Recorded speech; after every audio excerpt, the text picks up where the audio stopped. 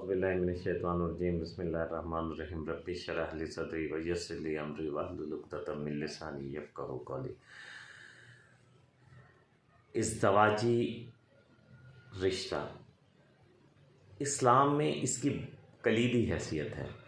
यानी अल्लाह अज़्ज़ा व जल ने दुनिया की जो इंसान की इब्तिदा फरमाई वो इसी रिश्ते से फरमाई। सबसे पहले अल्लाह अज़्ज़ा व जल ने आदम अलैहिस्सलाम को, फिर उनसे अम्मा हवा को, और दोनों का फिर निकाह किया। सबसे पहला जो रिश्ता दुनिया में बनाया गया वो इज़्दवाजी रिश्ता है। उसके बाद फिर ये तमाम रिश्ते बनते चले गए। अच्छा, इज़्दवाजी रिश्ते की बेसिकली बुनियादी कड़ी इस्लाम में इस रिश्ते को इतना अहम और मुक़द्दम अहमियत क्यों दी गई है? आप ये देखें कि इज़्दवाजी रिश्ता ही एक ऐसी बुनियादी कड़ी है जिससे तमाम शाखें निकलती हैं। एक ऐसा तना है जिससे सारे रिश्तों की शाखें निकलती हैं।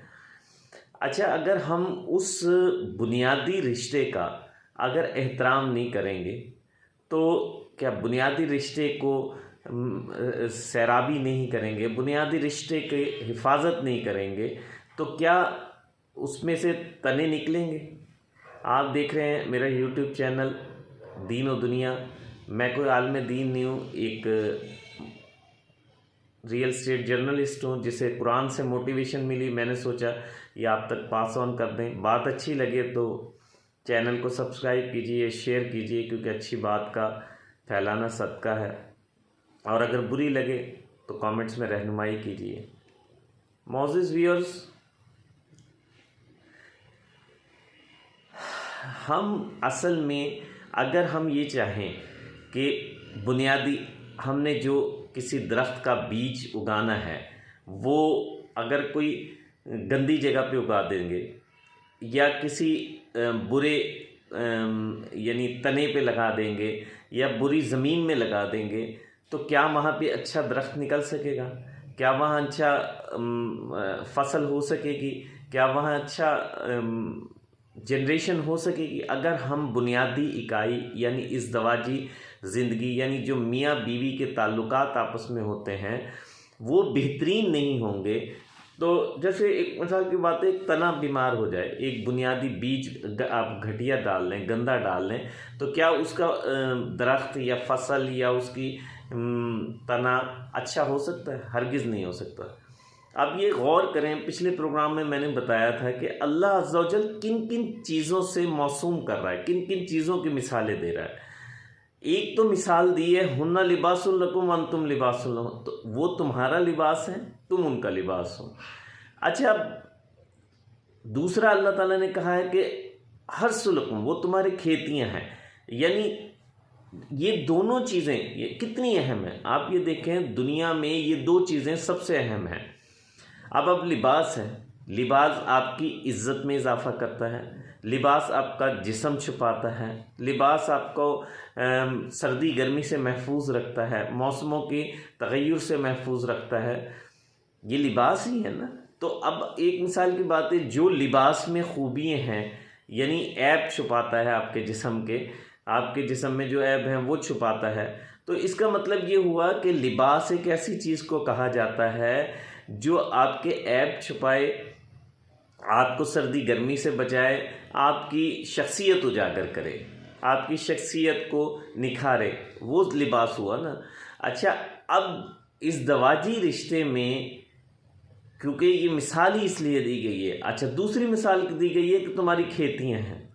अच्छा, ये दोनों चीज़ें ऐसी होती हैं, आप गौर करें मोअज़्ज़िज़ व्यूअर्स, कि ये दोनों चीज़ें, खेती यानी आपकी ज़मीन, खेती भी एक ऐसी चीज़ है, ज़मीन भी ऐसी चीज़ है जिसकी एक नॉर्मल पागल से पागल शख्स भी जो अपने कपड़े फाड़ लेता है, ये जो अपने जिस्म को पे से तन नंगा कर देता है, उसे लोग क्या कहते हैं? पागल कहते हैं ना, दीवाना, मजनू कहेंगे। उसे कोई अक्लमंद कहेगा जो अपने कपड़े खुद फाड़ ले? जाहिर है उसे पागल ही कहेंगे या दीवाना कहेंगे या मजनू कहेंगे, कोई इस किस्म की हरकतें कहेंगे ना। अक्लमंद आदमी तो अपने कपड़े नहीं फाड़ेगा, अच्छा, अगर कितना भी बेवकूफ़ से बेवकूफ़ आदमी हो, शायद वो हर चीज़ को इतना ख्याल ना रखे, लेकिन लिबास का वो ज़रूर ख्याल रखेगा। यानी अगर उसका लिबास जितनी उसकी हैसियत है, जितनी जिस शख्स की हैसियत है, वो अपने लिबास का ख्याल रखेगा। इसी तरीके से आपकी खेती है। दूसरी मिसाल अल्लाह ताला खेती की देते हैं कुरान पाक में। अब आप अपने खेत को, अपनी ज़मीन को, अपने रहने की जगह को भी इंतहा से ज़्यादा कोशिश करते हैं कि उसकी हिफाजत करें, उसकी सैराबी करें, उसको बेहतरीन तरीके से रखें। यानी जितना आपको अल्लाह ताला ने अता फरमाया उसकी बेहतरीन हिफाजत करें। तो अब अच्छा, ये खूबियाँ, ये सारी खूबियाँ इस दवाजी रिश्तों में मियाँ बीवी को एक दूसरे के लिए अपनानी चाहिए। यानी बीवी को मियाँ के ऐब छुपाने वाला होना चाहिए, बीवी को मियाँ का ज़ीनत का सबब होना चाहिए, बीवी को बेहतरीन अंदाज में खुशनुमाई ज़ाहिर करने वाला होना चाहिए। अगर ये खूबियाँ नहीं है, इसी तरीके से मियाँ को बीवी के ऐब छुपाने वाला होना चाहिए, बीवी की खूब ज़ीनत बनाने वाला होना चाहिए, बीवी की यानी ये आप ये अंदाज़ा लगा लें, जो लिबास में खूबियाँ हैं, हर बंदा अपना लिबास अपनी शख्सियत को बनाने के लिए, अगर ये दोनों एक दूसरे की शख्सियत को उजागर नहीं करते तो इसका मतलब है कि वो अच्छा लिबास नहीं है, इसी तरीके से वो अच्छा इज़्दवाजी रिश्ता नहीं है। आप ये देखें कि पूरी नस्ल, पूरा एक जनरेशन जो बनती है, उनका दारोमदार इस बुनियादी कड़ी पे होता है। उसके बाद यही बुनियादी कड़ी अल्लाह कहता है पहले तुम्हारे माँ बाप बनाए, फिर ससुराल बनाए, इसी तरीके से रिश्तेदार, दोस्त यार, अजीज़ अकारब बनाए। ये इस ज़वाजी रिश्ता ऐसा होता है जो ट्रेनिंग करता है। यानी हर बच्चा एक जैसा दुनिया में पैदा होता है, इंसान का दुनिया में वही नशो नुमा पाता है, लेकिन अब वही बच्चा होता है, एक आलिम दीन बन जाता है, और एक वॉरियर बन जाता है, एक आवारा बन जाता है, एक बहुत कामयाब इंसान बन जाता है। अब वो कौन सी चीज़ है, आप ये देखें, नॉर्मली एक फैमिली की, एक ख़ानदान की, एक कुनबे की आदत आलमोस्ट कुछ ना कुछ मिलती जुलती होती हैं। उसकी वजह क्या है? मोअज़्ज़िज़ व्यूअर्स, दुनिया में हर चीज़ पे अल्लाह ताला ने उसको जैसे ज़िंदगी गुजारनी है उसे इंसर्ट उसके दिमाग में किया। यानी बकरी का बच्चा पैदा होगा तो वो घास ही खाएगा, वो गोश्त नहीं खाएगा, वो उठ के भागेगा, वो पढ़ा नहीं रहेगा, लेकिन तमाम इल्म उसको अल्लाह ने इंसर्ट करके भेजा, जो उसने इंसान को ब्लैंक पैदा फरमाया। यानी वो चीज़ें अडॉप्ट करता है जो अपनी माँ बाप से सीखता है, अपने कुनबे से देखता है, अपने रिश्तेदारों से, दोस्तों यारों अजीज़ अकारब से देखता है। तो इसका मतलब ये हुआ कि बुनियादी कड़ी जो आपकी इज़्दवाजी ज़िंदगी है, वो ना सिर्फ आपकी ये खूबियाँ होनी चाहिए कि वो आपके ऐब छुपाए, आपका बदन ढांपे, आपको इज़्ज़त का सबब बने, आपकी शोहरत का सबब बने, आपकी रूनुमाई का सबब बने, बल्कि क्या, वो आपकी अगली जनरेशन के लिए भी एक नमूना और राह हिदायत हो। यानी उनकी इज़्दवाजी ज़िंदगी। नॉर्मली होता क्या है कि हम चूँकि हमारा मुआशरा, हम लोग 100 साल तक हिंदू मुआशरे में रहे हैं, हिंदुओं के साथ रहे हैं, यानी इंडिया में रहे हैं, तो हम पे काफ़ी हद बहुत सारी चीज़ें ऐसी हैं जो इज़्दवाजी तौर पे असरअंदाज हो गई हैं, जो नस्ल दर नस्ल अभी निकल नहीं पा रही हैं। 100 साल बड़ा अरसा होता है, चाहे अब इतना अरसा हो गया है उनसे, लेकिन वो आदतें इंसर्ट हुई हुई हैं।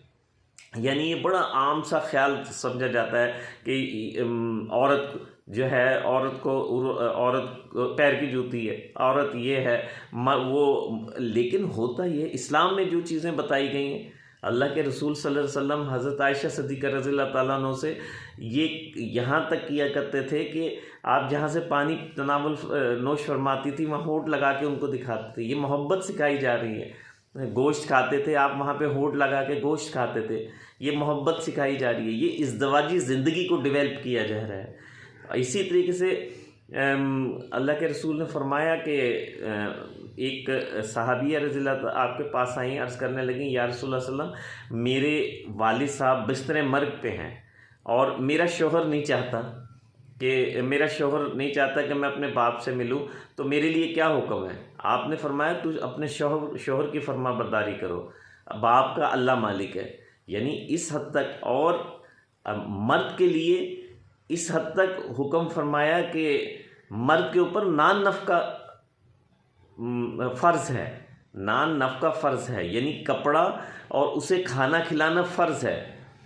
चूँकि हम एक हिंदू माशरे में पले बढ़े हैं, वो यानी 100 साल तक रहे हैं, तो वो हमारे में इंसर्ट किया हुआ है कि जी अगर खाना पकाना है तो सिर्फ़ औरत ने पकाना है, अगर कमाई कमानी है तो सिर्फ मर्द ने कमानी है। मर्द ने, नो डाउट, अल्लाह ताला ने, अल्लाह कहता है फद्दलतुकुम बादुकुम अला बादिन, हमने बाज़ को बाज़ पे फजीलत अता फरमाई।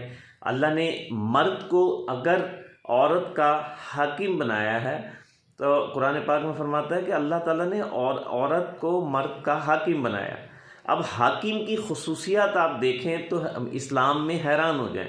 हज़रत उमर बिन अब्दुल अज़ीज़ जब खलीफातुल वक्त बने तो आप घर आके दहाड़े मार मार के रोने लग गए। तो इसको मर्द, मेरा कहने का मकसद ये है कि इस हाकमियत का मतलब क्या है, वो ये हज़रत उमर बिन अब्दुल अज़ीज़ खलीफा तो घर आके दहाड़े मार मार के रोने लग गए। तो आपकी ज़ौजा मुताहरा ने पूछा कि लोग तो खलीफा बनते हैं तो खुशियाँ मनाते हैं, बादशाह वक्त बनते हैं तो खुशियाँ मनाते हैं, आप रो रहे हैं। आपने फरमाया कि आज के बाद अगर दरिया फ़रात के किनारे कोई कुत्ता भी मर गया तो उसका जवाब रोज़े महशर उमर बिन अब्दुल अज़ीज़ से लिया जाएगा। यानी यहाँ हाकिम की ये खूबियाँ हैं। हाकिम का मतलब ये नहीं है कि बीवी को पैर पाँव की जूती बना के रखा जाए। हाकिम का मतलब है, हाकिम बेसिकली इस्लाम में जो कॉन्सेप्ट है इस्लाम में हाकिम का, वो खादिम का है।